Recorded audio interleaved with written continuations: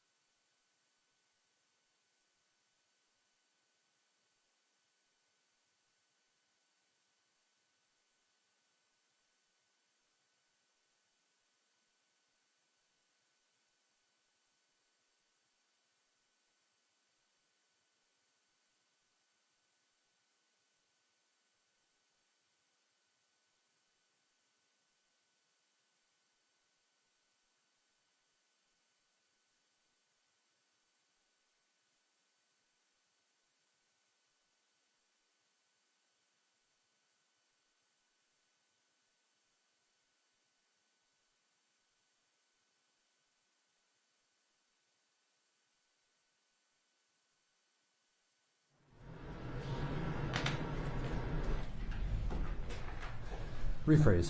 Thank you. Mr. Yang, as a part of, or excuse me, Sergeant Yang, as a part of your role in the Minneapolis Police Department, do you train both cadets, recruits, as well as veteran officers? Yes, I do. Okay. And can you describe the difference between the training that a cadet would receive versus a veteran officer? Something like this will be given to the recruits and officers that have gone through the Minnesota CIT Officers Association's training on crisis de-escalation. We will give them a progression training. We will introduce other topics like autism to them and go through different type of topic that is part of crisis training. So it's a little bit different. It's different from what the recruits and the regular officer will get. Now, the information that is presented to recruits versus veteran officers, is it generally the same type, broad categories of information? It's possible the same, yeah, similar. We want to be consistent, so it's similar, yes. Right. And so the information that a veteran officer would receive in a 40-hour training would be inclusive of what to look for in terms of crisis, would it not? Yes, Right. You would train officers on the policy about crisis intervention, correct? yes, You would train them about what to look for when a person is in crisis, right? yes. Are you talking about recruit training or the veteran officer? Veteran officer. The veteran officers, are you referring to the 40-hour training? Or Yes. 40 hours training, I have nothing to do with the 40-hour training for the veteran officer. That's Minnesota CIT Officers Associations. Okay. So you don't know any information that the veteran training officer, the veteran officers would receive? I do know some of it, but not the entire curriculum. Okay. You've trained veteran officers yourself? I do, but not in the 40-hour week. Understood. But in the refresher type In the courses? refresher type course, yes. Right.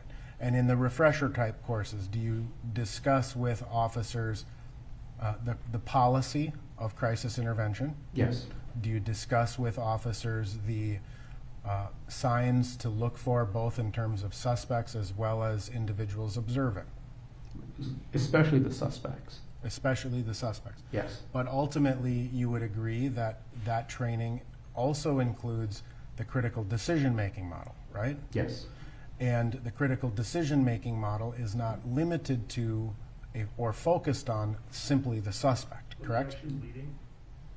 He's back onto a topic where he can lead now. Correct? I'm sorry. I was just answering the objection. It's overruled, so you can answer. Okay, will you repeat that, sir? Sure. I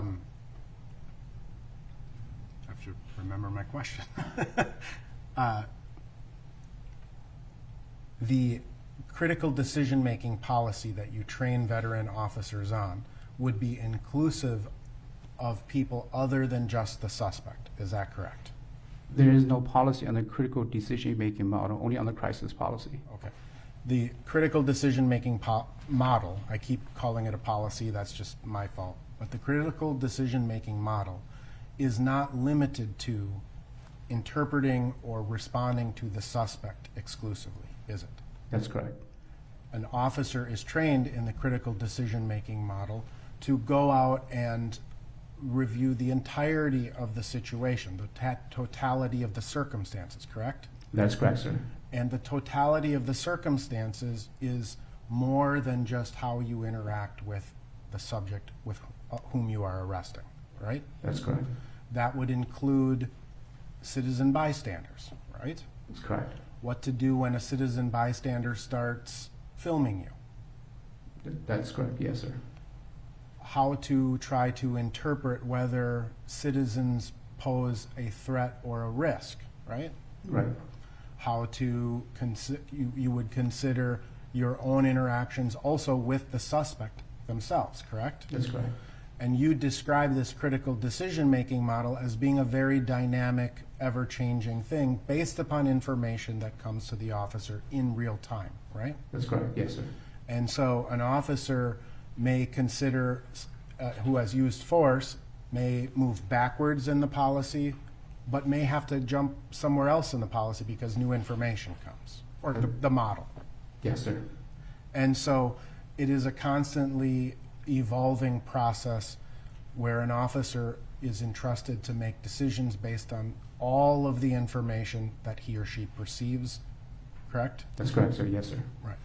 And that also would include training, right? Their training. Yes, sir. And other things that may not be apparent to a citizen. Yes, sir. Right. Tactical decision-making, for example. Yes, sir. Knowing that medical help was on the way, right? Yes, sir.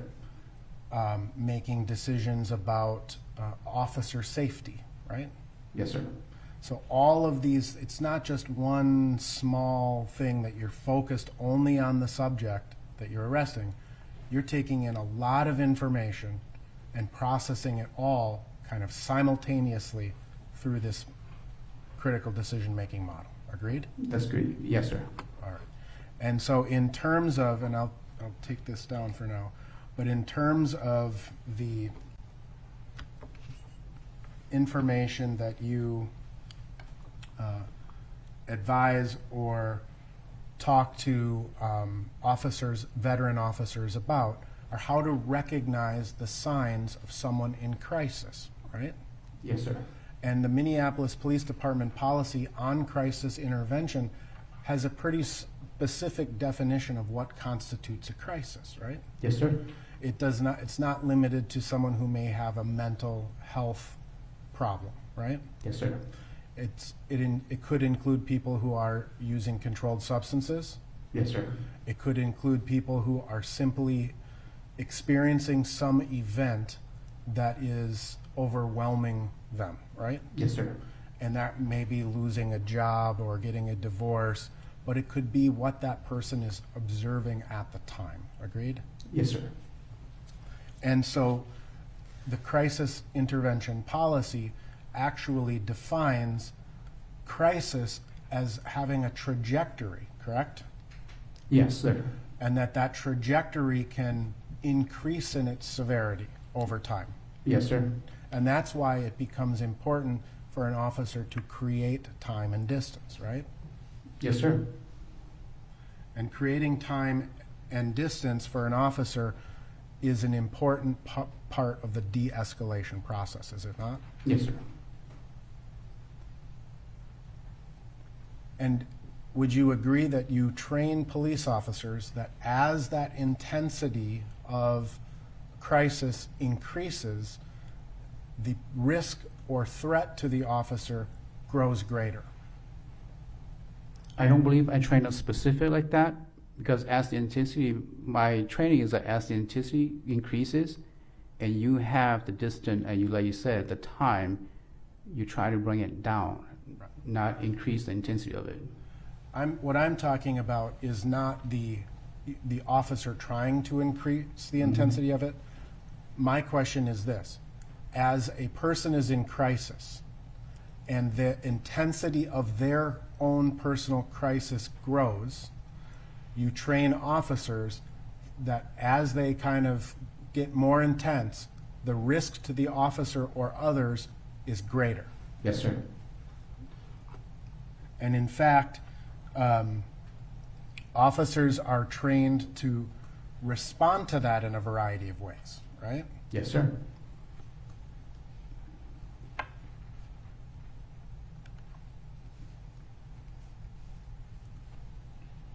And some of the techniques that the Minneapolis Police Department trains both veterans and recruits would be to have a confidence about them, right? Confidence about them? Right. Yes, sir. An officer should try to appear confident in his or her actions. Yes, sir. They should also try to stay calm, right? Yes, sir. They should try to maintain space, right? Yes. They should speak slowly and softly. Yes, sir. They should avoid staring or eye contact. Yes, sir. And ultimately, when a police officer is dealing with any situation, they could be dealing with any number of people who are in crisis, right? Yes, sir. Right? The subject, the arrestee, may be in crisis, right? Yes, sir. People who are watching may be in crisis. Yes, sir. Another officer could be in crisis, Yes, sir. right? And an officer has to take all of that in and do this assessment and make a determination as to what his or her next steps would be, right? Yes, sir.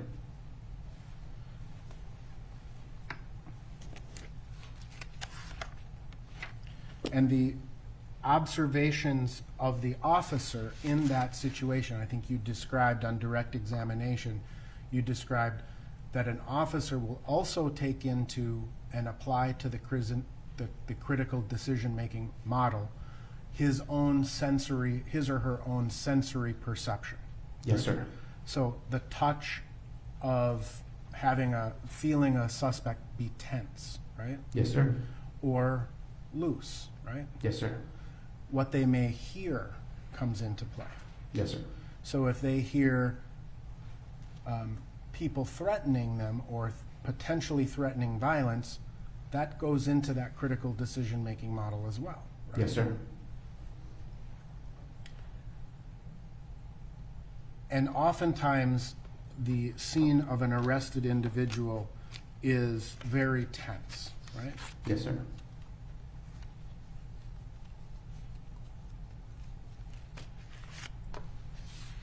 I have no further questions. Any redirect? Yes, sir.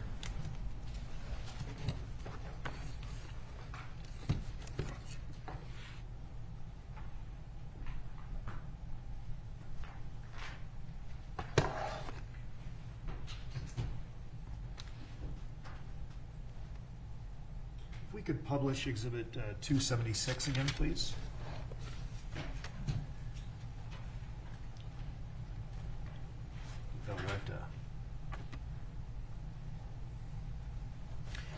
Thank you. So I'm displaying again the critical decision-making model that you've been testifying about.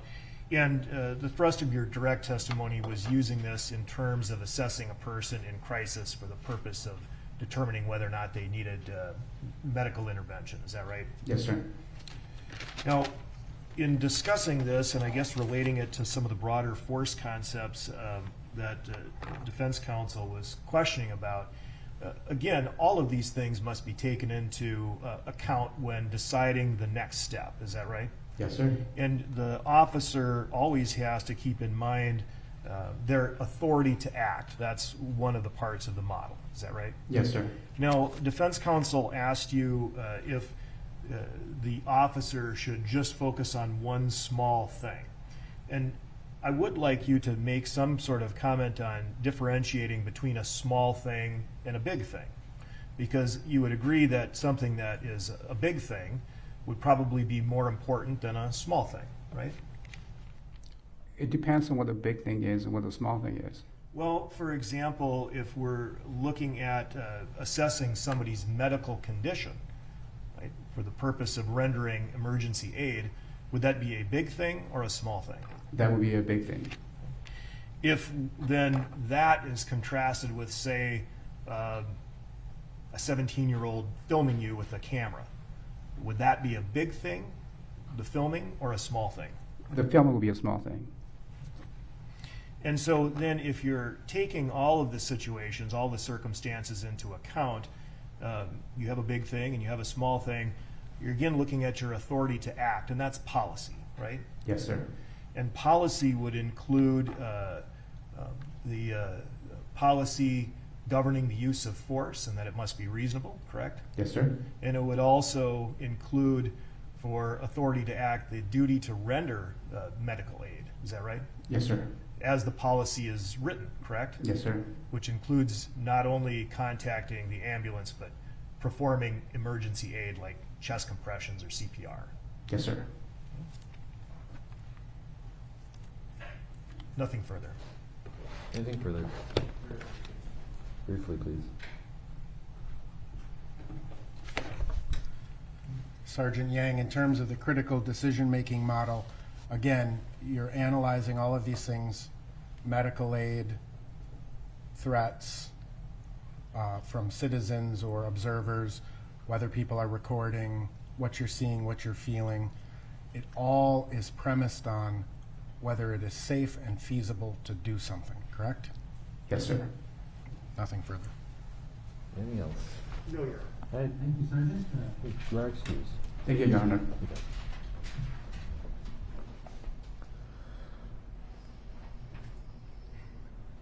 And is that your water, sir? Or is that... Oh, okay, thanks.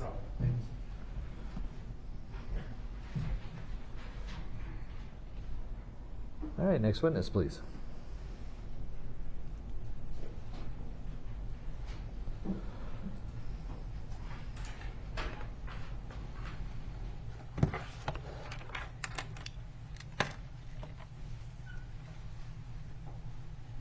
Thank you, Your Honor. Your Honor, the state calls Johnny Mercel. Raise your right hand. You swear or affirm under penalty of perjury that the testimony you're about to give will be the truth and nothing but the truth. Yes, Your Honor. Have a seat, please. Thank you. Yeah. Thank you. You anticipate what I was going to ask you to do. If we could have you state your full name, spell each of your names. Johnny Mercil, Johnnny. Mercil is Mercil. Mr. Slisher. Thank you, Your Honor. Sir, how are you employed? With the City of Minneapolis Police Department. And what do you do for the city of Minneapolis? I'm currently on medical leave, but I'm a lieutenant with the Minneapolis Police Department. How long have you been with MPD? Since 1996. I'd like you to tell the jury a little bit about yourself first. Could you share your educational background? Yes, sir. I got a 4-year degree from the University of North Dakota in criminal justice studies. What year? I graduated in 95. And after you graduated from the university, did you get a job in law enforcement right away, or did you go elsewhere? No, sir. I got hired from the Minneapolis Police Department in 1996 and joined the Minneapolis Police Academy. Describe your academy experience. I was a cadet, so we did a combination of the police academy along with college courses to qualify for the Minnesota post test. Did you take and pass the post test? You're Yes, sir. Licensed peace officer? Let's hold on a little bit so we don't talk over each other. Yes, Your Honor. All right, thank you. Yes, sir. All right. After you completed your coursework with the academy, did you go into a field training program? Yes, sir. How long were you in that program? I believe it was about 4 months at that time. And then you received your first assignment as a police officer, is that right? Yes, sir. Can you please tell the jury what your first assignment was? Where were you and what were your duties? Yes, I was a patrol officer assigned to the 3rd Precinct, which is southeast Minneapolis. And duties are patrolling the streets, answering 911 calls. Okay. Now, how long did you serve as a patrol officer in the 3rd Precinct? Initially for a couple of years, and then I went to the community response team, which is a plainclothes unit. What is it's also referred the community response team? I've heard it called the CRT. Yes, sir. Hello? CERT team. CERT team. What does that do? They respond to the local community's concerns about crime, prostitution, drug dealing, gang activity. How long were you with the CERT team? I did that for about 3 years. And then what was your assignment afterwards? From there, I went to the Mounted Patrol unit, and that was technically downtown unit at the time. What does the Mounted Patrol unit do? We patrol on horseback, mainly crowd control.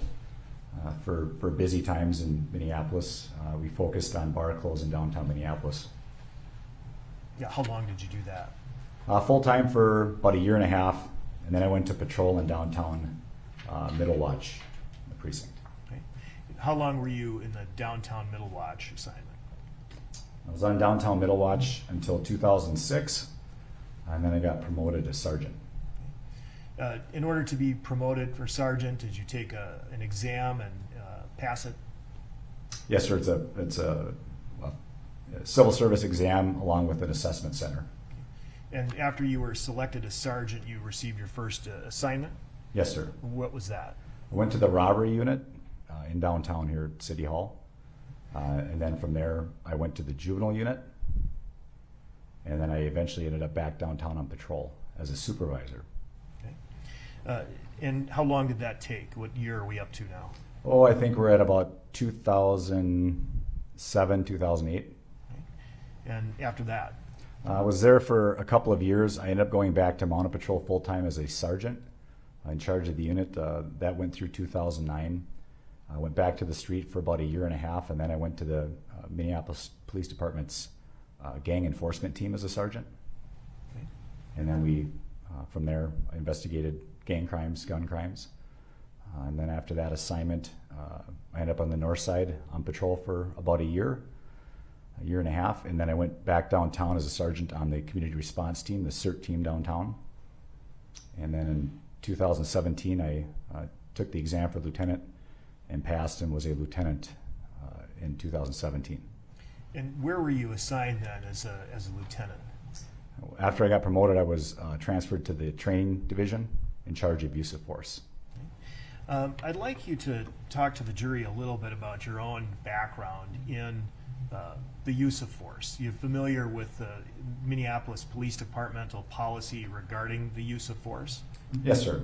I trained for several years for that. That was a part of your academy training? Partially. You get to be familiar with the use of force through the academy. And then after you left the academy, did you have to take refresher courses, which would have included use of force training every year? Yes, sir. In order to maintain your post license? That's correct, sir. Have you had training beyond that, beyond what was presented at the academy and your yearly certification? Yes, sir. Could you please describe it?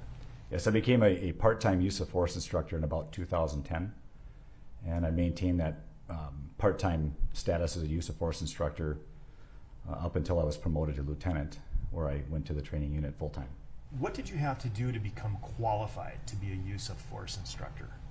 Went through different courses designed to train us up on use of force. I also started training Brazilian Jiu-Jitsu for the department as part of our ground defense initiative.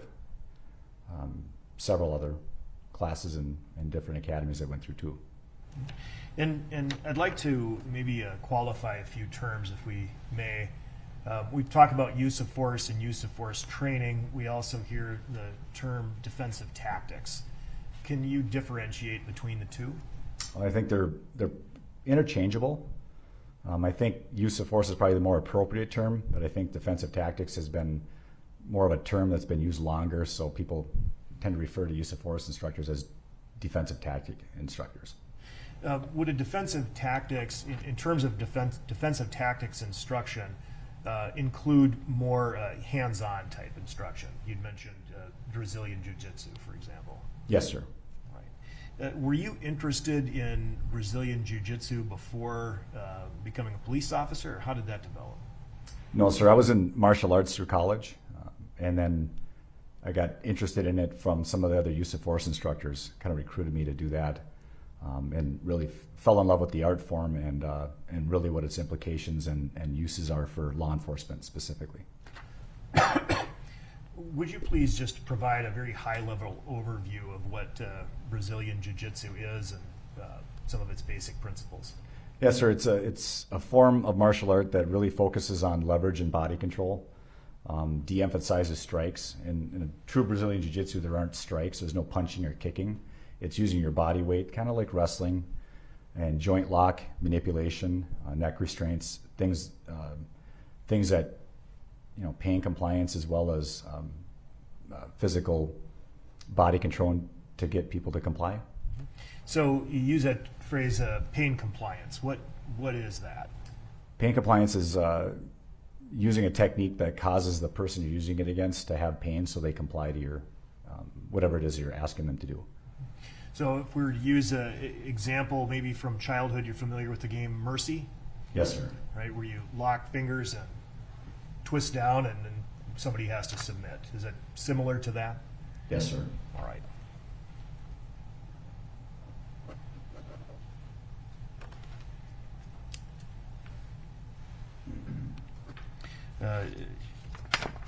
Although Brazilian Jiu-Jitsu is not the only defensive tactic that officers at MPD are trained on, is it? No, sir. It's just one of a variety of different tools that can be employed to deploy force. Is that right? That's correct. For the purpose of enforcing the law, correct? That's correct. Then, as a use of force instructor, after you became certified, did you have to become knowledgeable in all the relevant departmental policies and procedures regarding the use of force, the 5-300 series? Yes, sir. As well as state law governing the use of force, which is largely integrated into Minneapolis departmental policy. Is that right? Yes, sir. And you indicated that you were the lieutenant. You were a lieutenant over in the training center. Is that right? Training division, sir. Training division. And please describe your role then as a lieutenant in the training division. Yes, sir. I was in charge of use of force. I was also in charge of our patrol operations section of training, as well as the police range. and I was in charge of all of our continuing education to make sure that our officers are fulfilling their post mandates to maintain their license to be a police officer. And as part of that, to make sure that you're properly reporting to the post board, you keep records, sign-in sheets, and whatnot of particular officers having completed training. Is that right? That's correct. And those training hours are collected and reported into the Workforce Director program?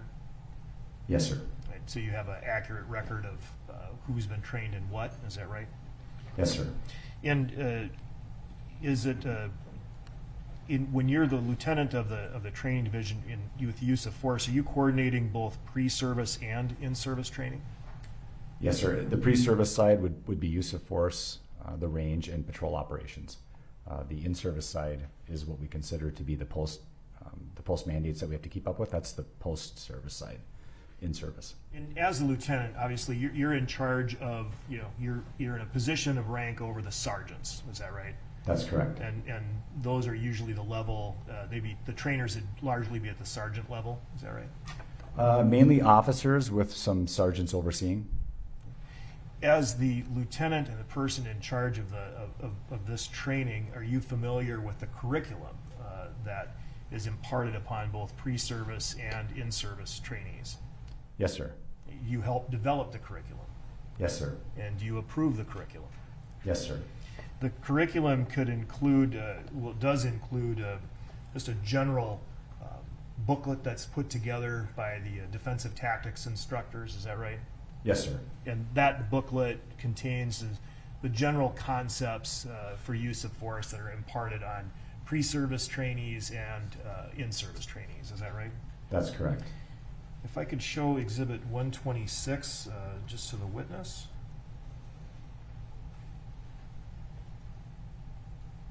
All right, I'm showing you what's been marked for identification as Exhibit 126. And it's labeled Minneapolis Police Department Use of Force Manual Academics and Techniques, produced by the MPD Defensive Tactics Team. Are you familiar with this document and its predecessor documents?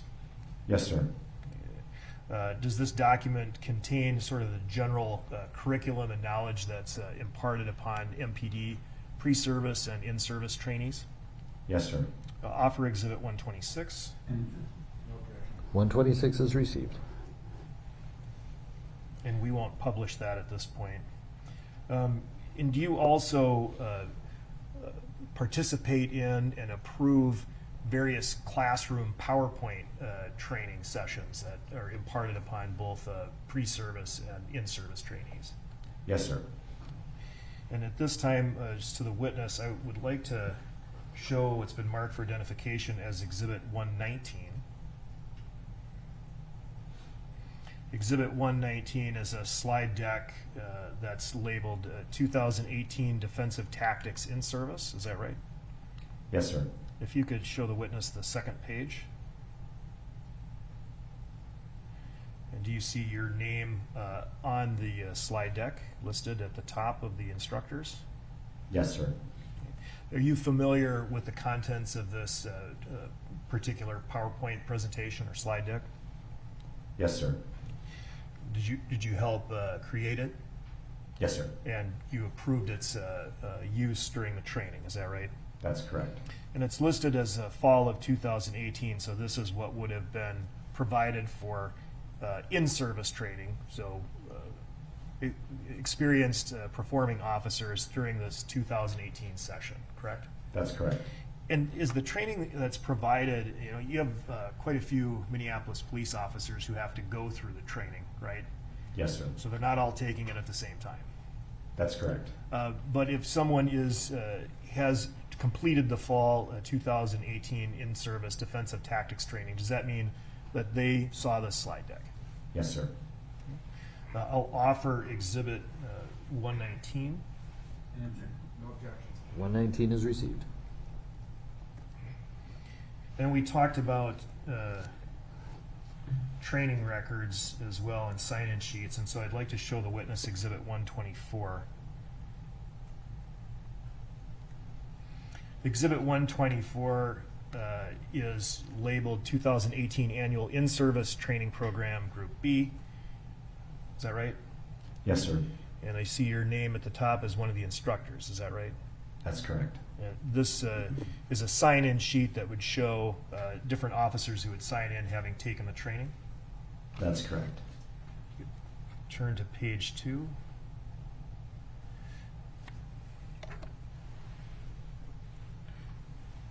Do you see the name Derek Chauvin on this training roster? Yes, sir. Are you familiar with that name, Derek Chauvin? Yes, sir. Chauvin, I'm sorry, Derek Chauvin. Do you would you recognize Mr. Chauvin if you saw him in the courtroom today? Yes, sir. Do you see him today? I do, sir. Would you please point to him and describe what he's wearing? Yes, sir. He's got a dark blue tie, light blue shirt, and a gray jacket. May the record reflect the witness has identified the defendant. It will. Go back to page 1. And at this time, I will offer Exhibit 124. 124. 124 is received. Permission to publish 124. Right. If you could highlight the instructor block and title. All right, again, you see that this is the 2018, this training was provided on October 1, 2018, is that right? Yes, sir. And you are listed as one of the trainers, correct? That's correct. And if you could go to page 2 and highlight, please. And there you can see that the training was attended by the defendant. Is that correct? Yes, sir. You can take that down.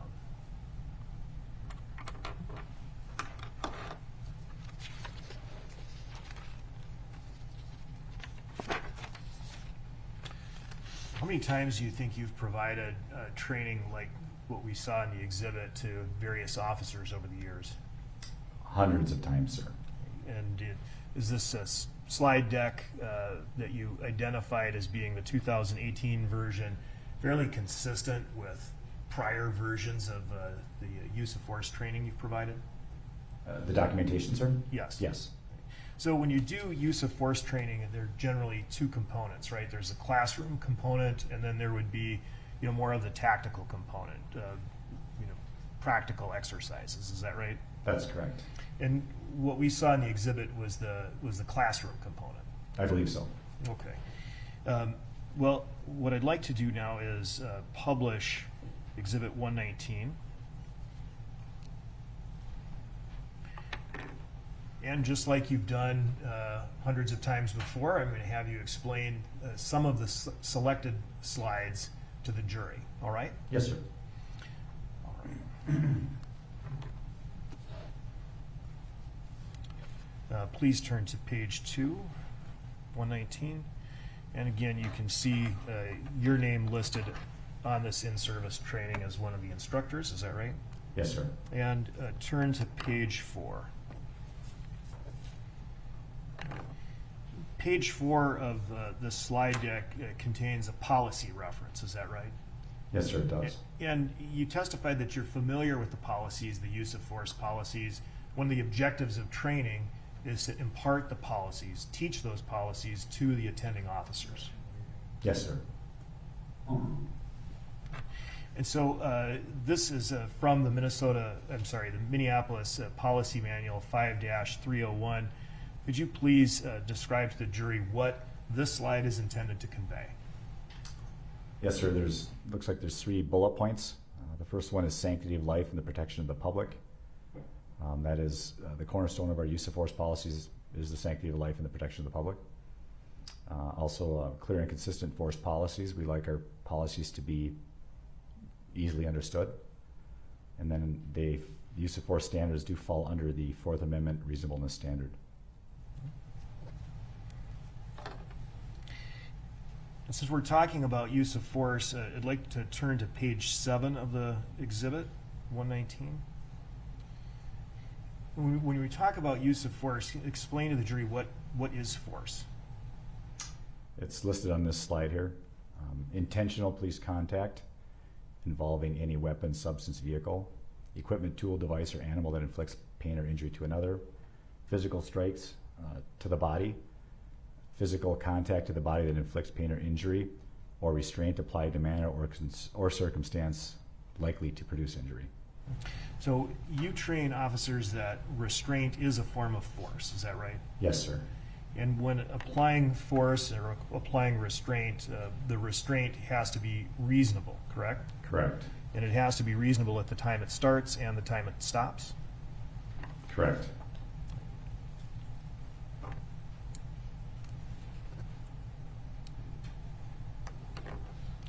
You're familiar with the concept of proportionality. Yes, sir. If you could turn to the exhibit page 8. When you discuss proportionality to trainees, you use this exhibit, is that right? Yes, sir. In general, just without using the slide for a moment, just explain to the jury as you would a group of trainees, what is proportional force? Well, you want to use the least amount of force necessary to meet your objectives to control. And if those lower uses of force do not work, would not work, or too unsafe to try, then you can increase your level of force against that person. You say do not work, would not work, or unsafe to try. It sounds like you maybe have used that phrase a time or two. Yes, sir. Is that a phrase that you've used in pretty much every training that you've given on use of force? When there's a PowerPoint or we talk about use of force, we discuss proportionality regularly. Okay. And you said that you want to use the least amount of force as necessary? Yeah. Yes, sir. Why is that? Because if you can use a lower level of force to meet your objectives, it's safer and better for everybody involved. And when we talk about proportionality, is proportional to what? I would say the level of resistance you're getting. And the level of resistance would be dependent upon who? The subject that you're using force upon. The specific subject. Yes, sir. All right. At this time, I'm asked to publish Exhibit 110, and this is an item that's already been received into evidence. Do you recognize what's in Exhibit 110? Yes, sir. What is that? Well, it's technically called the Defense and Control Response Training Guide, but a lot of people refer to this as a use of force continuum. Okay. And when we were discussing the concept of proportionality, you talked about subject behavior. Is that right? Yes, sir. Subject behavior is over here on the left-hand side, correct? That's correct. And the subject behavior can vary from, I guess, nothing, to passive resistance, all the way to active aggression, correct? Yes, sir. And then in terms of proportionality, there's various tools that are available to a law enforcement officer based on the subject behavior, correct? That's correct. And some of these tools, if we can just take an example with active aggression, one response could be what? Up to and including deadly force. But then for lower levels of subject activity, such as passive resistance, right, that could include things like presence and verbalization. Right? That's correct. And is this something that you use with law enforcement officers you train to sort of graphically represent the concept of proportionality? I'm not sure if we've used this specific to proportionality of force, but we have used this in the past to describe, like, as levels of resistance increase, that officers' response and also increases. Okay. And similarly, as levels of resistance decrease, what should the officer do? You should de-escalate use of force as well. Okay. And that's actually listed on this response and control guide, isn't it? Correct. If you would clear that, Your Honor.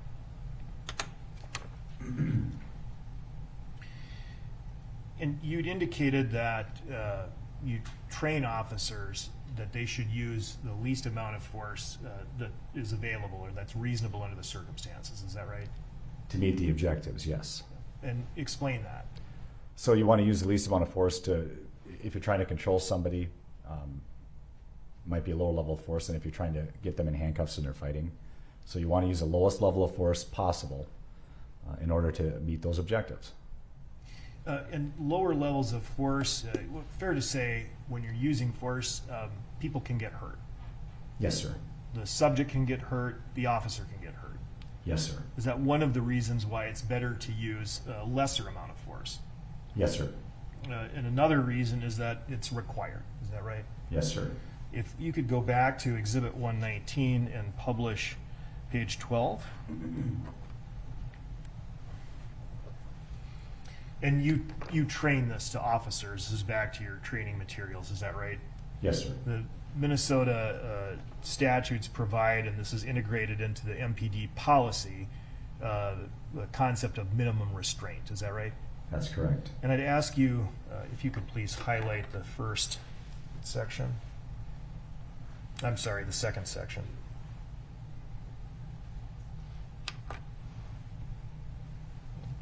Right. What does the policy and the statute provide regarding the amount of restraint that can be used on an arrested subject? The first line talks about the officer making the arrest may not subject the person arrested to any more restraint than is necessary for the arrest and detention. What does that mean?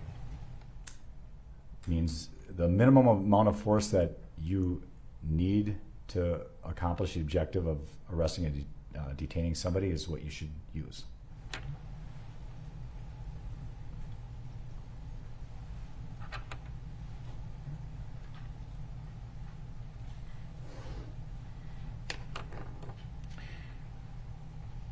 Now, you're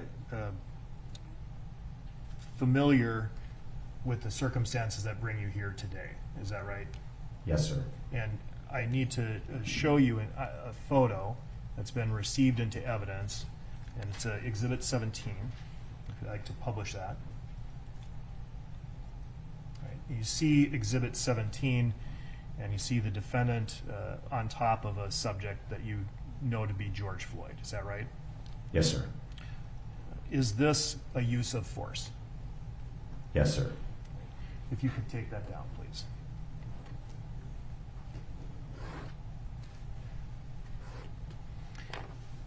I want you to discuss, in terms of using force and using it safely, what you teach your trainees about sort of the frailty of the human body. It's important to be careful with people, is that right? Oh, yes. It's very, very important to be careful. And there's some parts of the body that are more prone to injury than others, correct? That's correct. And you train on that, is that right? Yes, sir. If we could display Exhibit 119, page 49.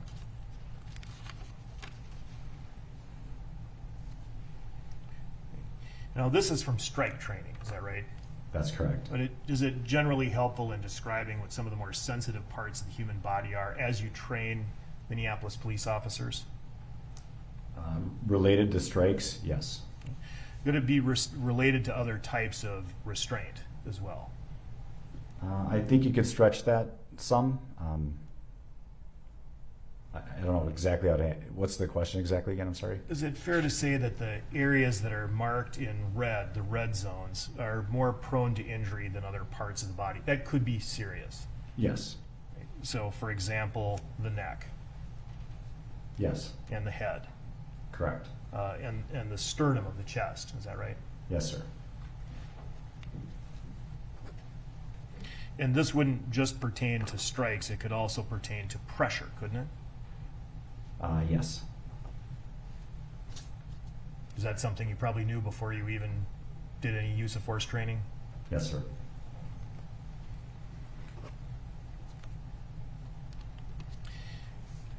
Well, I'd like you to then discuss with the jury the concept of neck restraints. And if we could publish it, page 52 of the exhibit.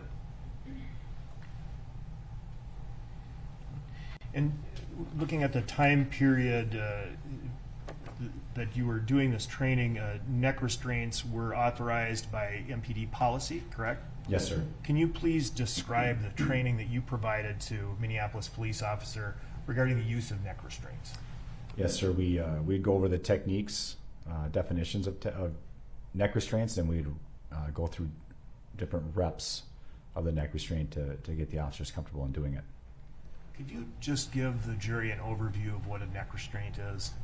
Yes, sir. So Neck restraint is constricting the sides of a person's neck, and they refer to it as a vascular neck restraint, so you're slowing the blood flow to and from the brain with the intent to gain control of a subject.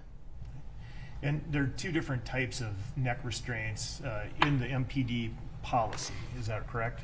Yes, sir. And those are what? The two levels are conscious neck restraint, so that means you've wrapped somebody up and they're still conscious, and you can gain compliance with many people with that. And then there's unconscious, and that's applying pressure until the person, when they're not complying, you put enough pressure that they become unconscious and then therefore comply. How does one actually apply a neck restraint? We teach a couple of different techniques, but the basic idea is you use your elbow as a landmark and you place your arm across. So your bicep would be on one side of the neck and your arm would be on the forearm on the other side of the neck. And then there's a couple of different hand placements, but then you apply pressure with head pressure on both sides of the neck to gain compliance. And you were demonstrating, you were using your arm to do that. That's correct. Can it also be done with a leg? It can be done with the leg. Does MPD train on how to do it with a leg?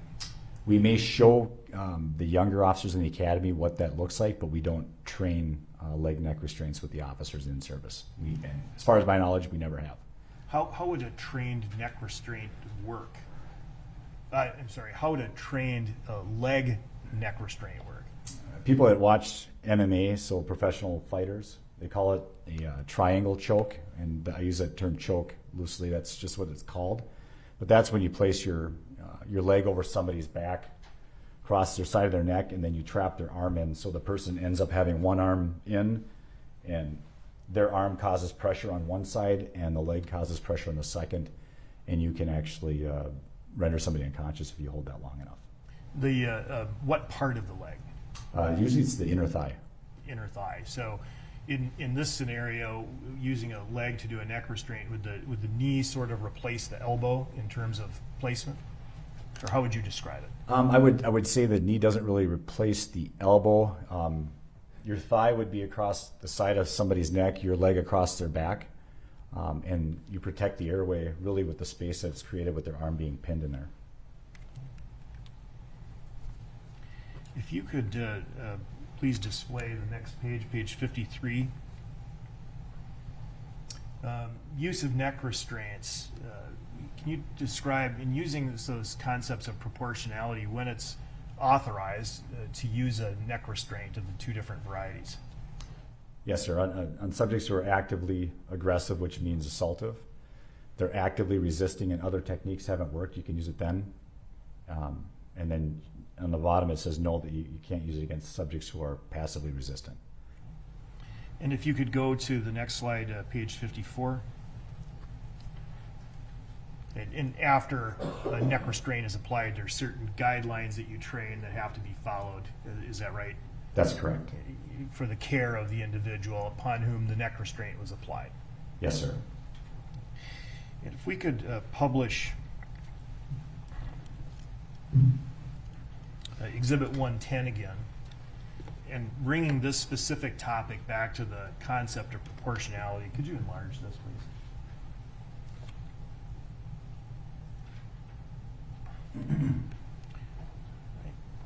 Do you have one of those stylus up there? Oh, I guess I do. You can touch the screen and make a mark here. Unconscious neck restraint. An unconscious neck restraint is when the person would actually be rendered unconscious, correct? That's correct. And intentionally so. Yes, sir. Could you please underline unconscious neck restraint as you see it in this response and control guide? Yes, sir. And what subject activity, what level of subject activity would be required to use an unconscious neck restraint? Well, according to this chart, it's in the red area, so it would be active aggression. Okay. And do you agree with that? Yeah. I think in the last slide we talked about active resistance if other techniques didn't work, but definitely in active aggression is where it's placed. If we look then, you can also find a conscious neck restraint, and that's the neck restraint that's used for the purpose of control, correct? Correct. Could you underline where that is in this force continuum, Exhibit 110? And so the conscious neck restraint is authorized in circumstances where there's, in fact, active resistance. Is that right? Yes, sir. So then if there was something like passive resistance, right, neither the conscious neck restraint nor the unconscious neck restraint would be authorized. Is that right? Would not be authorized? Would not be That authorized. is correct. And an unconscious neck restraint would not even be authorized for some forms of active resistance, would it? That's correct. And if the subject is offering no resistance, obviously, then no neck restraint would be authorized, That's correct. or any restraint, would it? Or any, Or any restraint, if there's no. yeah, generally, no. Okay.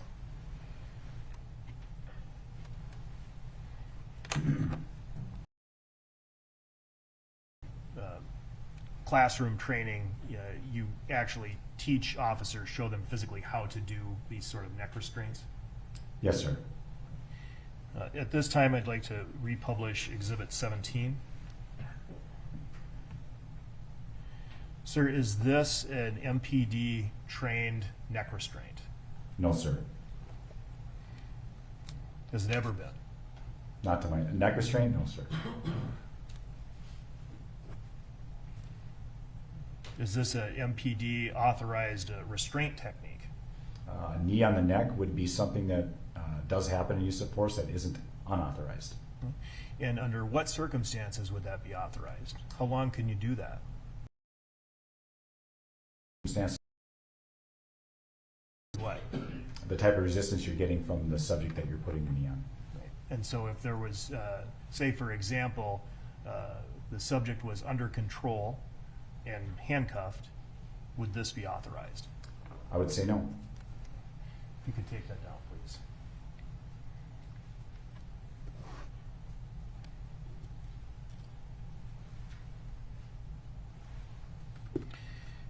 Continuing in this defensive tactics presentation, if you could go back to Exhibit 119, page 56. You also teach officers the proper handcuffing and techniques, is that right? Yes, sir. And according to the handcuffing techniques, they're to be handcuffed behind the back, and the handcuff is to be double locked. Sure.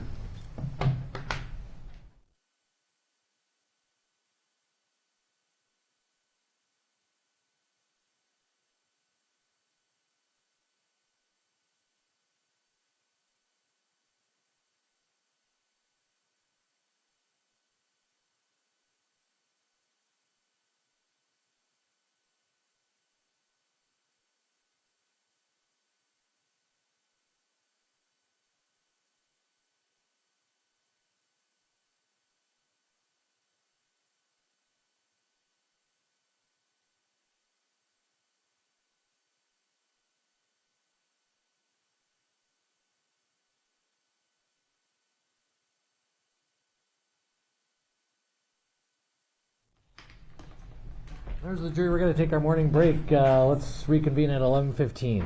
Thank you. Lieutenant, you can step down for now. Thank you, sir.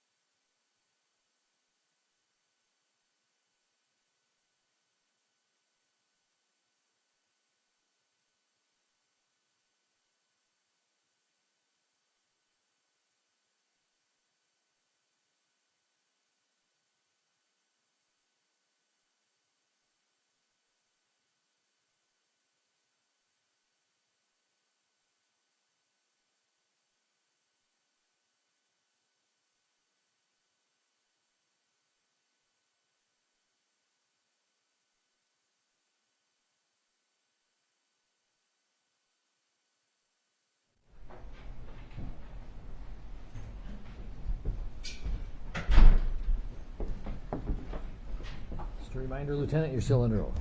Yes, sir. Mr. Susher. Thank you, Your Honor. Sir, when we left off, you were looking at Exhibit 119, page 56, and we were starting to discuss what your training is regarding handcuffing. Could you please explain to the jury how you train Minneapolis police officers in handcuffing techniques in the use of force?